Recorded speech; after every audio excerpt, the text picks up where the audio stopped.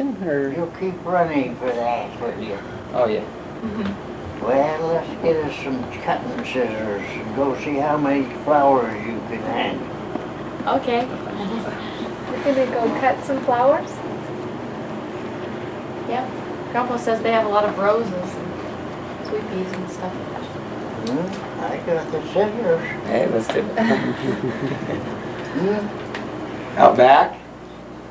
Start out here and we go around and show you what the people that was building over there just about wrecked their flowers all Oh, over really? that side. Uh-huh. But we have hopes that maybe eventually they'll get their part done and then we can. I think that needs a new battery. No water run. Grandpa, you got hurt right here? You got hurt. Right there? I don't know what I done. I had a little sore right there, I guess. When I run my razor over it, usually electric razor will go right over those places. But it was bleeding anyway. Oh. Does the doctor have to take it out? Oh. The doctor already did? And she was to leave the next day to go on a mission. So they said they were going to kiss her. She had never had a date. She had never had a boyfriend. What do you think this is? Now, can you imagine that? And these boys just says, we're going to change that. We're going to kiss you goodbye. And they were standing on the banks of the Belly River. Now, the Belly River, you would have to get into the old Indian legends. One prince, when his lady friend, had to climb this special mountain. Well, when he got on top of it with his bow and arrow, where this part of it was, here was a river. So that's why it's called the Belly River. They have the bow, they have other names for where the shadow fell.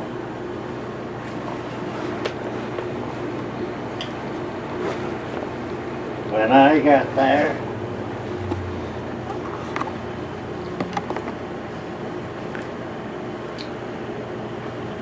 then,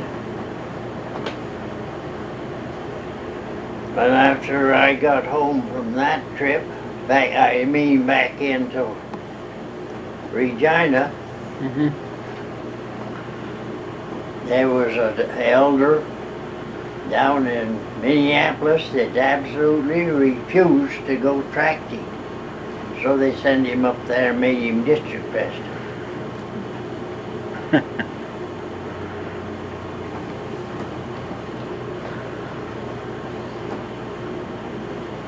And at that time, Alice McCarthy was called to go on a mission.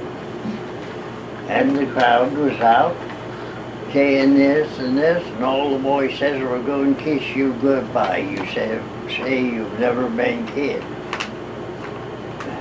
And they were right where the river makes a big bend, and they made a big whirlpool down here.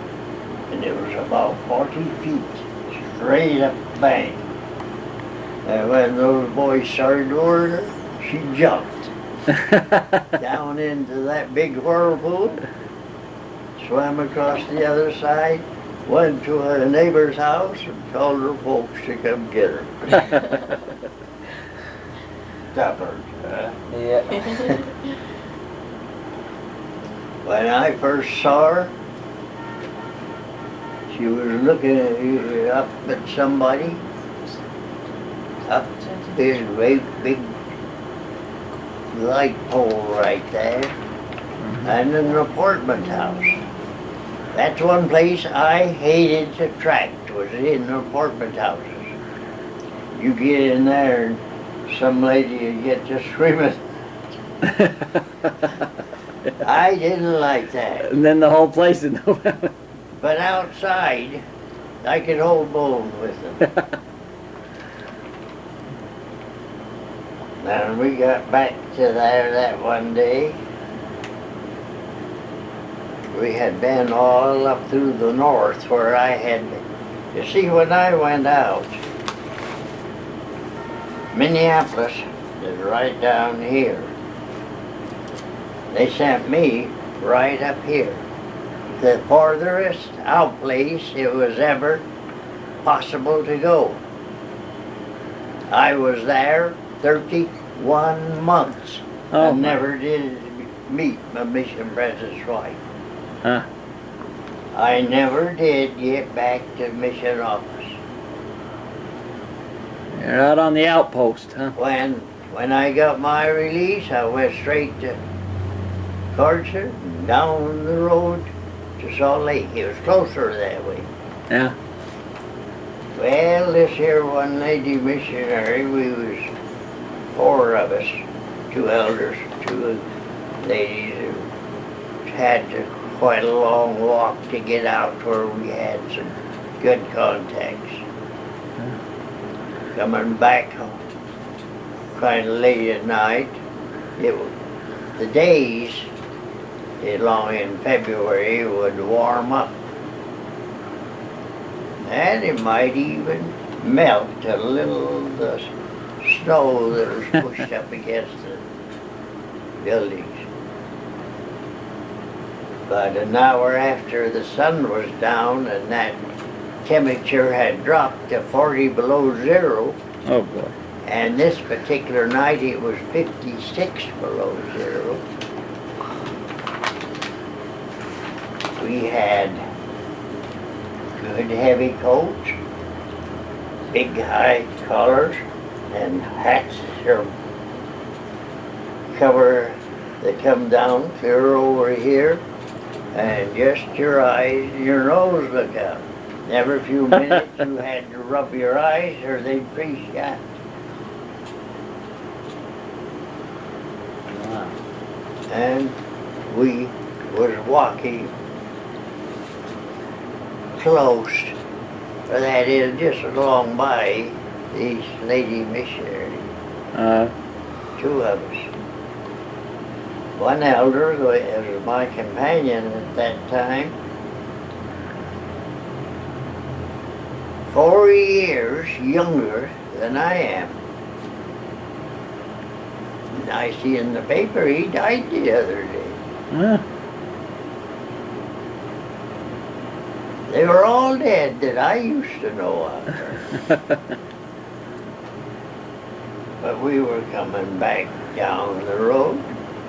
Miss McCarthy hit on the place where the water had been running, and now it was slick as glass.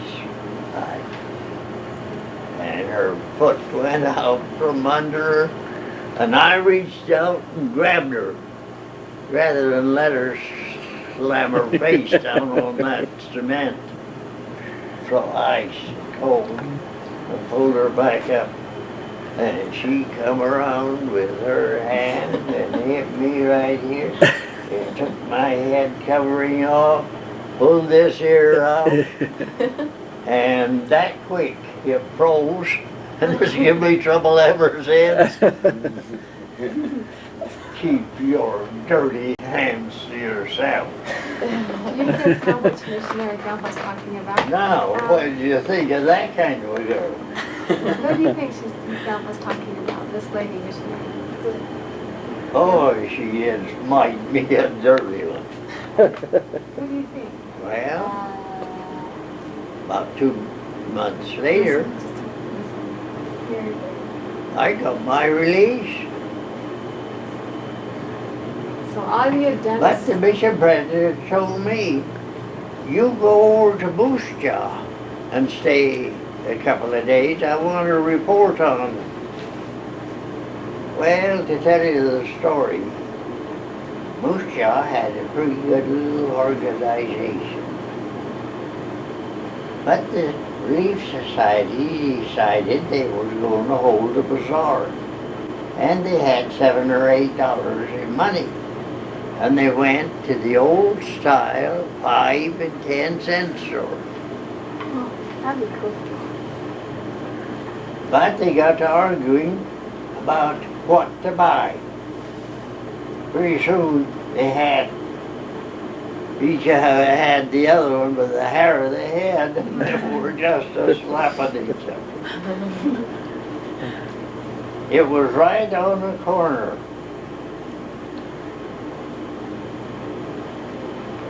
The main highway north and south, the main highway east and west, and the management there kind of worked it out into a crowd outside. It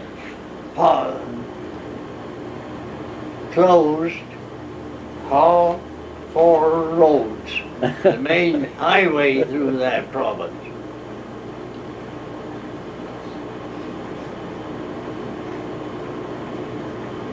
And they were, these 2 women were sore going to it, and the crowd got so big, it just blocked traffic everywhere.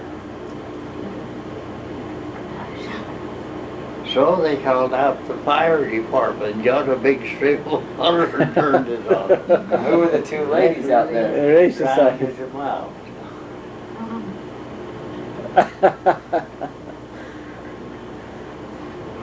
Well, that made Moose Jaw, kind of a hard place. So, Mission President sent me to Moose Jaw. I said, just get me out of his. I was there 31 months and never did get down to the mission office. When I went to the mission office, the mission president and his wife was in Chicago. I never did meet the mission president's wife.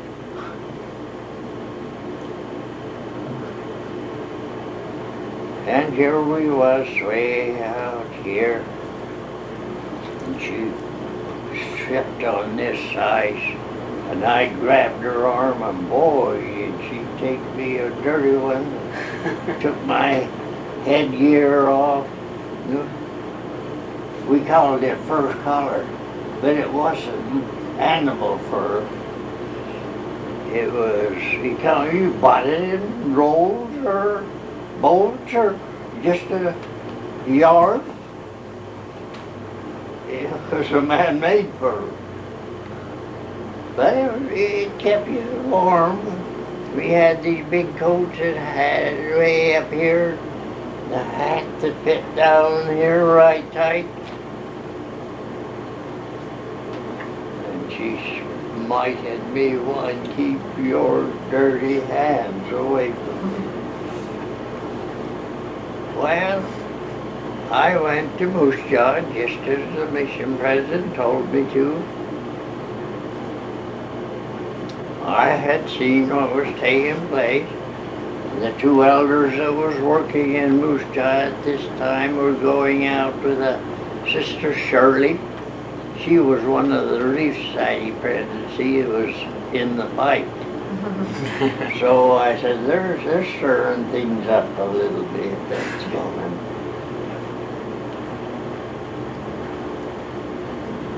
And then that night, and I knew I was going to go out on that train the next time it went out. I just said to the Lord, now have you got anything else? I'll go anywhere, I'll do anything. Not a sound. I got in bed. Then I heard somebody calling me by name, Bert. And I looked around. Second time I heard that voice. By the 3rd time I was up and sitting up in bed, yes, Lord. I'll go anywhere. I'll do what you say. What do you think he told me? Stay there. You go back to Regina. When I got my release, all the friends, all the saints, all the investigators, and a lot of people that we were just getting acquainted with had come to see me off. When I come to her, look, you're released, I'm not. Wouldn't even shake hands. Now what do you think of it? Now what do you think? What do you think it was the Lord told me? You go back to Regina and tell Alice she is to be your wife. Could you imagine that? Never had a date. She had never had a date. She had never had a boyfriend. She jumped off of a cliff down into a river to keep away from the boys. Now I was told to go back and tell her that she was to be with. How can I do that? But there happened to be a little train, a local train that went in the middle of the day, and I went back over there to where this lady missionary was. What are you here for? She's tired. Unless you see it. No, but I'm listening. Are you? I said, I come to tell you that when your mission is over and you have returned back, she's been out over a year now, and the lady's missionary term is just 18 months. You get home, I'm coming up to see you. Oh, yeah. But it turned out 13 months before she got home. So she served for 2 years then? Huh? She served for 2 years? She was there for over 2 years. I was out there for 31 months. Wow. Mission office down here, and we were way up here. Mm-hmm. I never did get back to the mission home. I never did meet the mission president's wife or family. I knew nothing about them. Mission presidents come around every 3 months.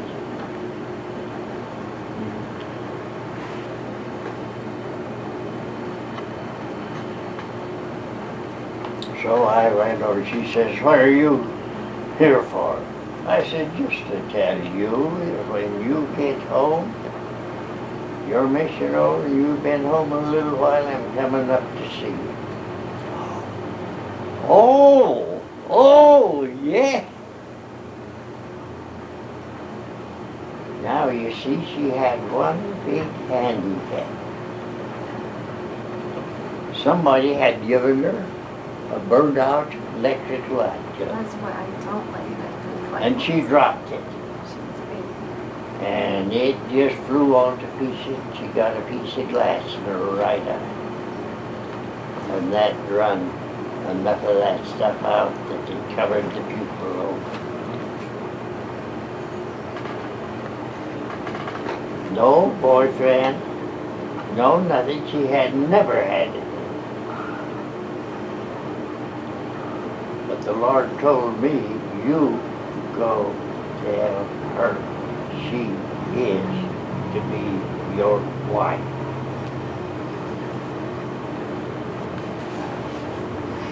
Just got there what to say. I come to see you to tell you I'm going to come see you when your mission is over. Well, I figured she'd already been out there over a year. Well, that'll only be 6 months. Mm-hmm. But they kept her there over 2 years. It was 16 months before I saw her again.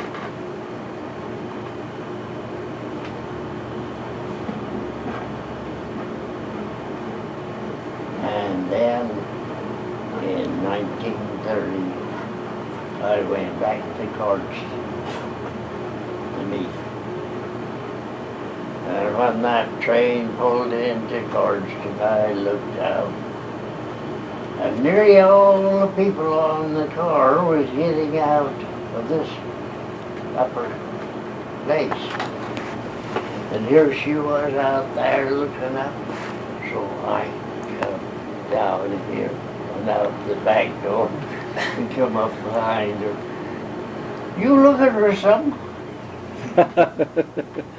She turned around and saw me and threw her arms around. Well, then we had to walk up into Cardston and went to a house where it looked to me like it was 100 women. It was all women.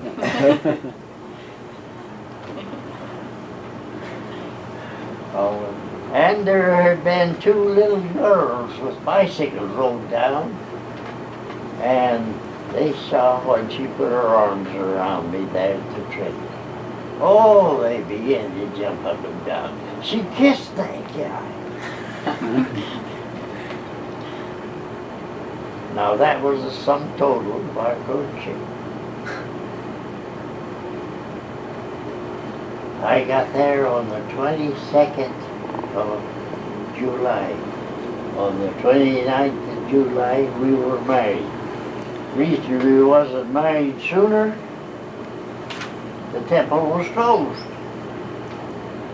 And they were remodeling, doing a lot of special work in there. But her father was a master with tools.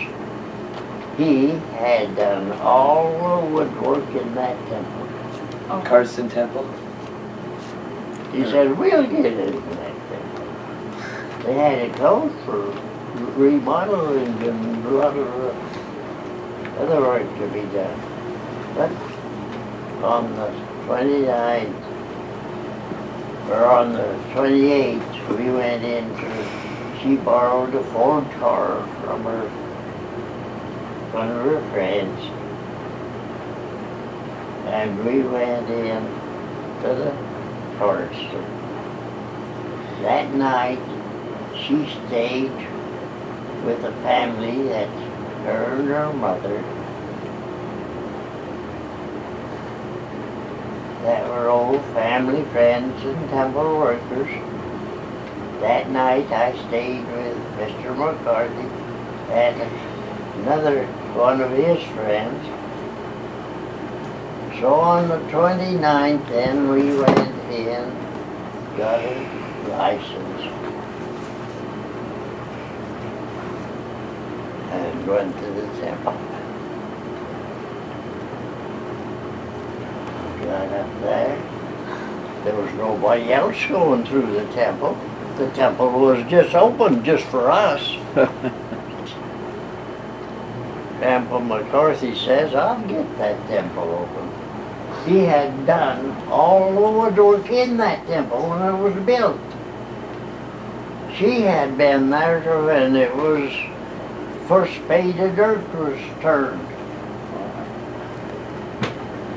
And we got there to that temple, went in. She got there.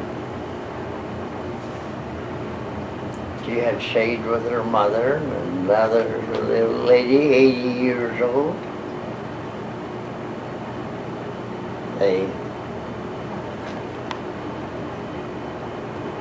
We all got there, and when she went to get dressed, she didn't have a dress. She had a special dress to be ready. But her mother and her mother's friend decided, oh, that dress will get wrinkled if it's left in that suitcase. So they took it out and hung it up in the clothes closet. She just grabbed her suitcase and we went to the temple. When she went to get dressed, no dress. And we waited. I said, maybe she's changed her mind. So Grandpa McCarthy, he went up and through around where you can get through the veil and went in to see what the problem was. When she got back to her suitcase, there was no dress. The mother and the friend had hauled, put it in this other house. And when they come to the temple, they locked the door. They come to the temple, her dress was still hanging in his rose garden. No. So I had to wait and wait and wait and wait. But after a while, the old 80-year-old woman had to walk 8 blocks to her home to get in and get that dress and bring it back. And finally it got there, and then we went through the veil, and we went to the sitting room where you kneel at the altar when we were married. And while we was there, just as we had stood up after they got talking to her, I noticed she all of a sudden looked up. Oh, she smiled at somebody. But then her mother come rushing up. What did my father say to you? She had only met her grandfather once. And they took her to Salt Lake to see if they could get that glass out of her eye.